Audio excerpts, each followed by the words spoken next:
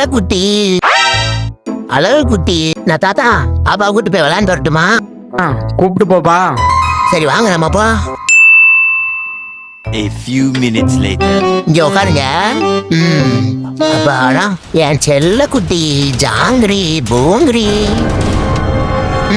சாப்பிடுங்க சாப்பிடுங்க. அண்ணனுக்கு பிஸ்கட் கொடு.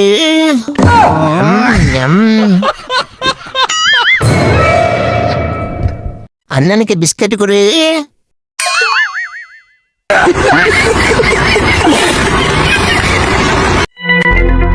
தாத்தா